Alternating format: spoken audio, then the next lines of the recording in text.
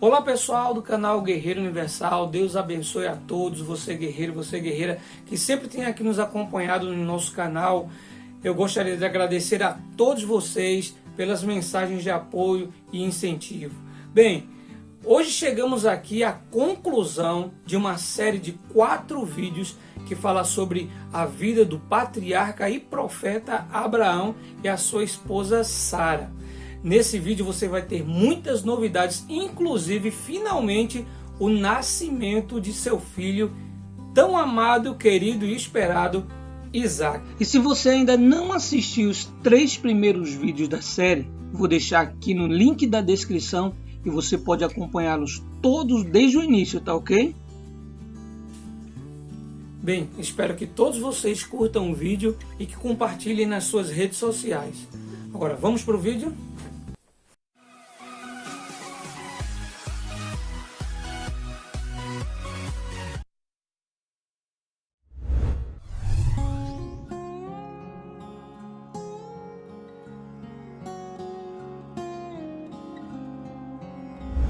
O nascimento de Isaac. Sara concebeu e deu à luz a um filho, no tempo exato que o Senhor havia determinado. Abraão pôs no menino o nome de Isaac, que significa ele vai rir em hebraico. E de fato, Abraão e sua esposa Sara não paravam de sorrir. Era só alegria.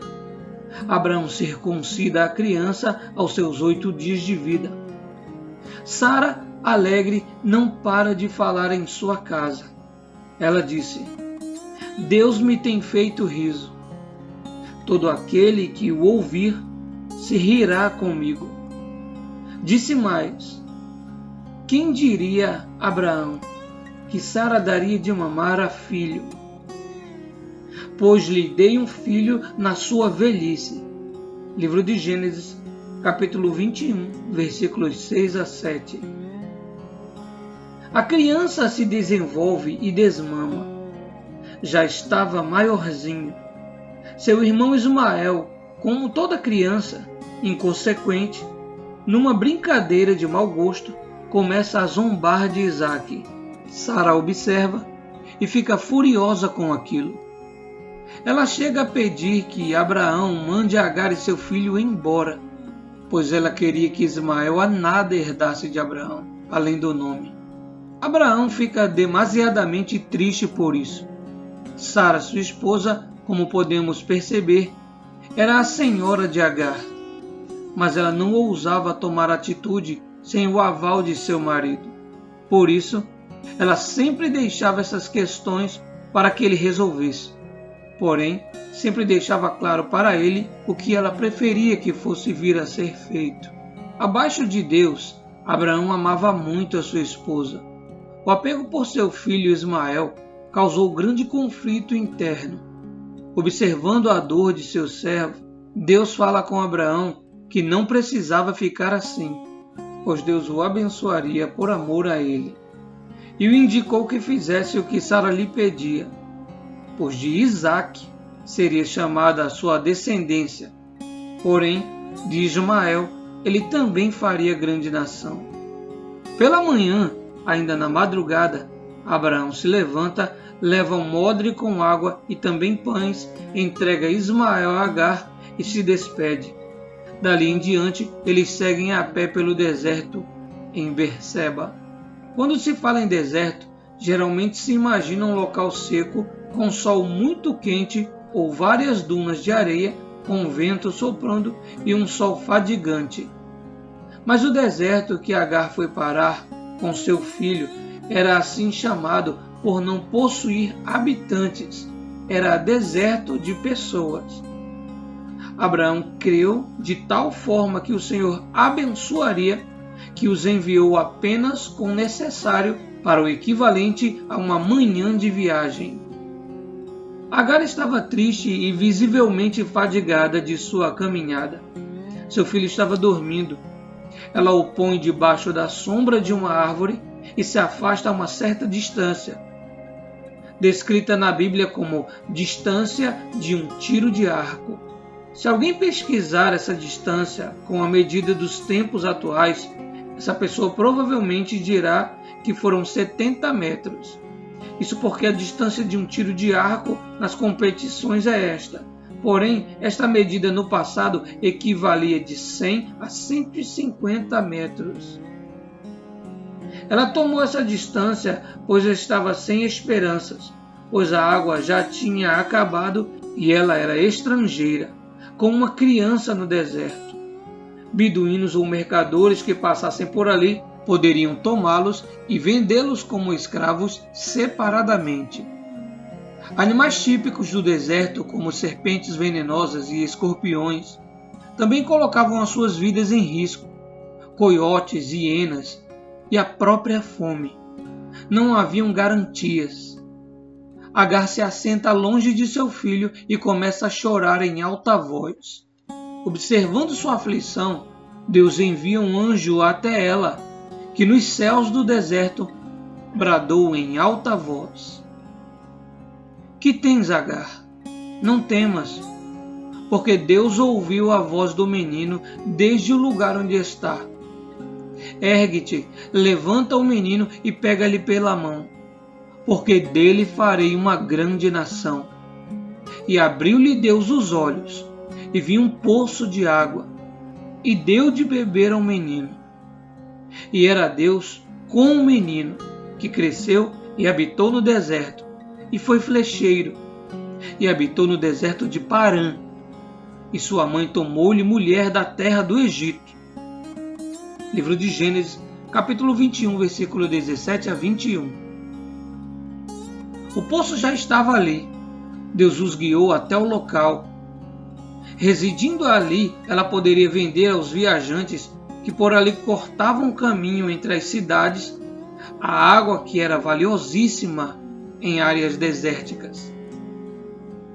Além disso, se supõe que animais provavelmente procuravam o poço dia e noite atrás de água, e eles aproveitavam isso para capturá-los e se alimentar deles. Agar cuidou de seu filho até que ele crescesse e se casasse. A Bíblia não continua a descrever sua vida além desse ponto. De acordo com a tradição abraâmica, Agar é reconhecida como mãe de Ismael, o patriarca dos ismaelitas, que são conhecidos como antepassados das nações árabes. Na tradição islâmica, a história de Agar é mencionada no Alcorão, mas seu nome não é mencionado. Sua figura é detalhada no Hadith. Abimeleque faz aliança com Abraão. Abimeleque, rei filisteu de Gerar, veio com Ficol, príncipe de seu exército, e procurou Abraão. Abimeleque sabia que o Senhor era com ele, porém, ainda estava triste por Abraão ter o dito aquela meia-verdade, e Abraão prosperava em tudo o que fazia. Tornou-se muito poderoso na terra. Pediu o rei, porém, que Abraão jurasse que jamais mentiria a ele, a seu filho e a seu neto. Abraão, por sua vez, jurou que jamais o faria. Porém, reclamou junto ao rei um poço que ele cavara e que se tinha sido tomado à força pelos servos de Abimeleque.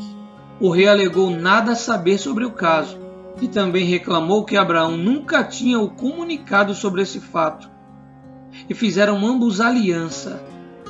Abraão deu a Abimeleque 7 cordeiras como testemunha de que tinha sido Abraão quem tinha cavado aquele poço. Ao aceitar, o rei concordaria e concordou. E chamou-se o nome daquele lugar Berseba, porque ali fizeram um juramento de aliança. Esse nome, Berseba, significa poço do juramento, pois ali, além de Abraão, Isaque também faria aliança com o rei de sua época. Depois disso, Abraão plantou um bosque em Berseba e invocou ali o nome do Senhor, e peregrinou por muito tempo sobre a terra dos filisteus. O perfeito sacrifício.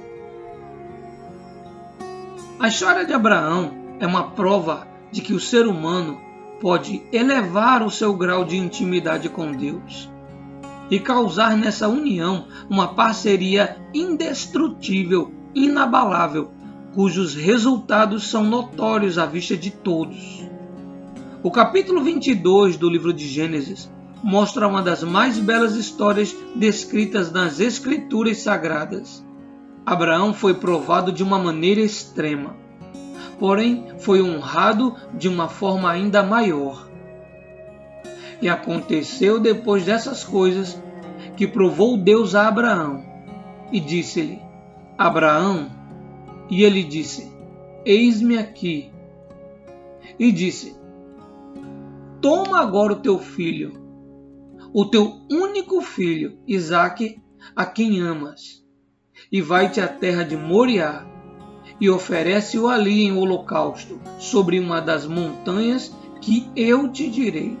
Gênesis capítulo 22, versículo 1 a 2. Deus em nenhum momento aprovaria o sacrifício de um ser humano, coisas que eram comuns em Sodoma e Gomorra, por exemplo.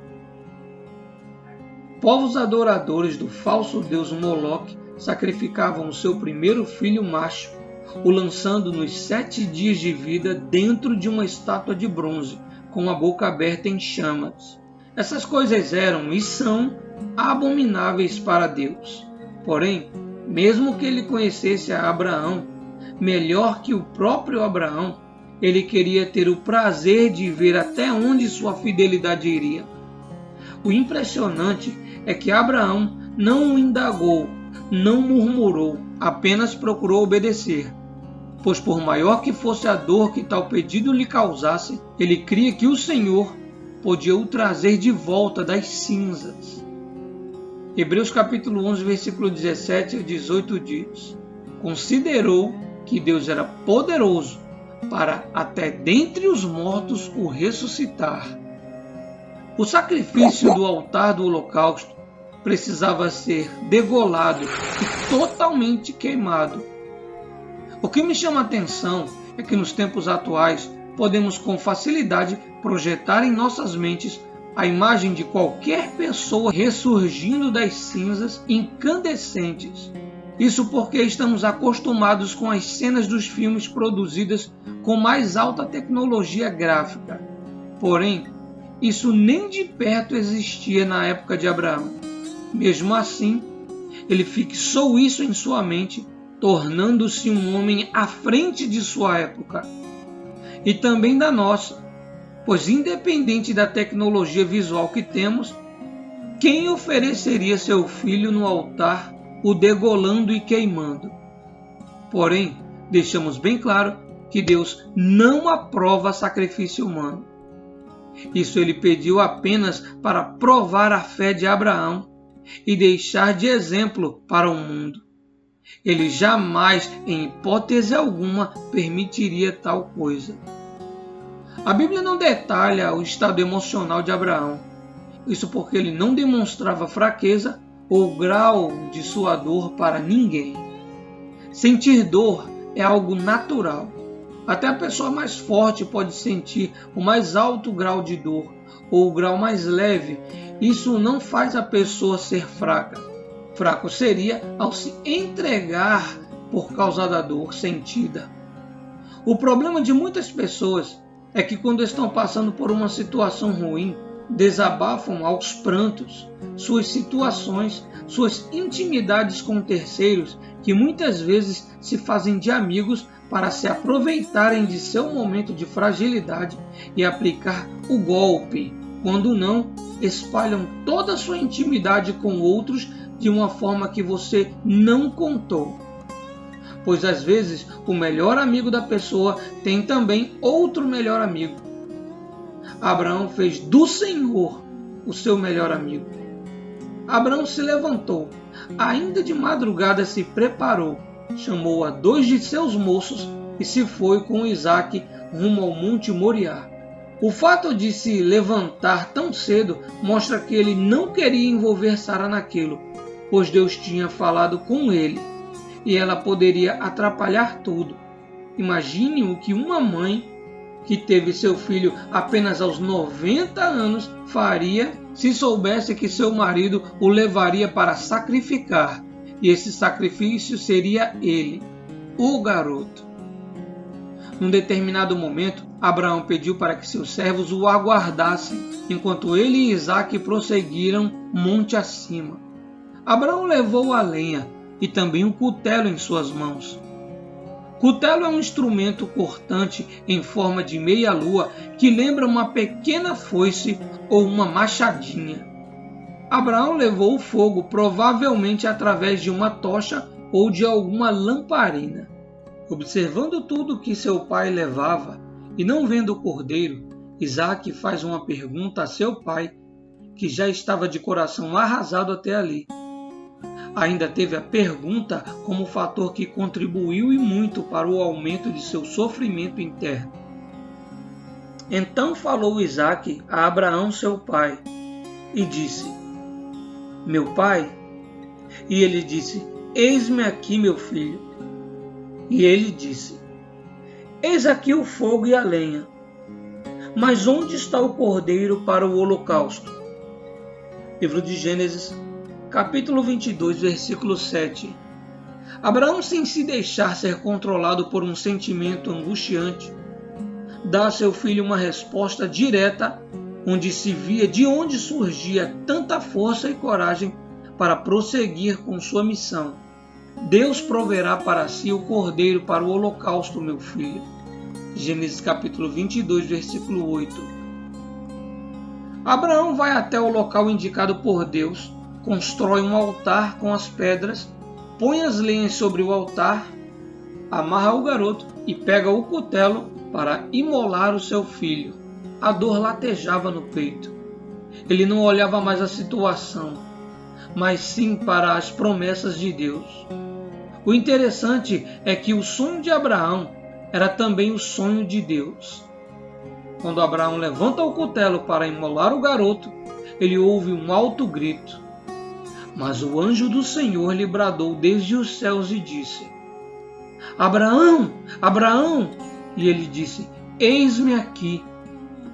Então disse: Não estenda a tua mão sobre o moço, e não lhe faças nada, porquanto agora sei que temes a Deus, e não me negaste o teu filho, o teu único filho. Gênesis capítulo 22, versículo 11 a 12. Sabemos que Abraão tinha 2 filhos, mas Deus faz questão de lembrar a Abraão que dentro de sua vontade ele tinha um único filho, o único herdeiro da promessa e o único filho com Sara, a mulher que o Senhor escolheu para cumprir sua palavra. Abraão levantou seus olhos e observou que atrás dele havia um cordeiro que estava com seus chifres presos no mato. Abraão o toma e o oferece ali mesmo no altar do holocausto, e em lugar de seu filho. Novamente dos céus o anjo bradou, mas desta vez para o abençoar. E disse: Por mim mesmo jurei, diz o Senhor, porquanto fizeste essa ação e não me negaste o seu filho, o teu único filho, que deveras te abençoarei, e grandissimamente multiplicarei a tua descendência como as estrelas dos céus, e como a areia que está na praia do mar. E a tua descendência possuirá a porta dos seus inimigos, e em tua descendência serão benditas todas as nações da terra, porquanto obedeceste a minha voz. Livro de Gênesis, capítulo 22, versículo 16 a 18. O Senhor destacou a atitude de Abraão porque sabia que ele havia vencido o maior inimigo do ser humano, os sentimentos. Ao obedecer à voz de Deus, ele rejeitou a voz do coração que o influenciaria a duvidar da promessa. Ao levantar o cutelo para imolar Isaque, Abraão chamou poderosamente a atenção do Altíssimo. O seu temor ao Todo-Poderoso fez com que ele priorizasse a vontade de Deus e sem fazer uma única objeção. Observar que Deus abençoou Abraão por causa de sua obediência não altera o fato de que o concerto do Senhor com Abraão é incondicional, baseado na promessa de Deus, e não no cumprimento de alguma obrigação por parte de Abraão. Aliás, sua única obrigação era crer. Um concerto é um relacionamento entre pessoas, neste caso específico, um ser humano e um ser divino. Nesse cenário, a obediência sempre produz a bênção divina, e a desobediência sempre resulta no pronunciamento de maldição ou juízo. Abraão chamou o nome daquele lugar de O Senhor Proverá, no hebraico Yahvé Jireh, pois assim como o profeta falou, o Senhor providenciou para si o cordeiro para o sacrifício. Abraão sai dali e vai morar em Berseba. Ali fica sabendo de alguma forma que seu irmão Naor e sua cunhada Milca tiveram 8 filhos. E alguns filhos já haviam tido outros filhos, aumentando assim a família. Betuel, um dos 8 filhos de Naor, veio gerar uma filha, que tempos mais tarde viria a ser a esposa de Isaque, Rebeca. A morte de Sara. Sara viveu 127 anos, e este é o único episódio na vida de Abraão em que temos notícia que ele lamentou e chorou, conforme Gênesis capítulo 23, versículo 2. Abraão sepultou sua esposa no campo de Macpela, de frente a Hebrom. A terra e a cova em que ela enterrou foi entregue pelos filhos de Et, que venderam-na a Abraão. Ele tinha gravado em sua memória a promessa do Altíssimo de dar aquela terra a ele e aos seus descendentes por herança. Por isso, ele fez questão de enterrá-la naquele lugar. Os casamentos. Vendo seu filho já homem formado, Abraão pede para que seus servos o levem até a cidade onde habitavam seus parentes. Isaque observou e se agradou de Rebeca. Os dois, porém, vieram a se casar. Isaque estava com 40 anos e veio a orar insistentemente por sua esposa, quando percebeu que, assim como sua mãe, ela também era estéril. O Senhor, porém, o atendeu, e eles deram netos a Abraão.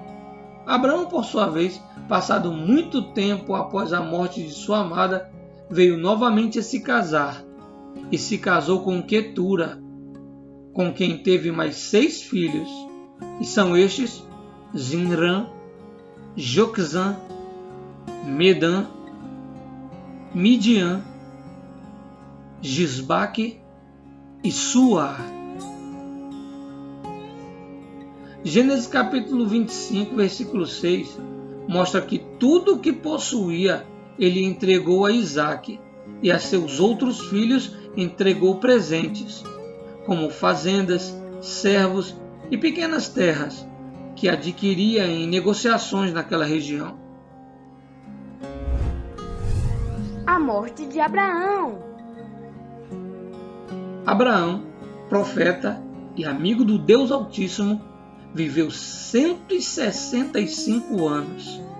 Quando morreu, farto em dias, todos os seus filhos se juntaram, inclusive Ismael, seu primogênito, e o sepultaram junto à sua esposa Sara.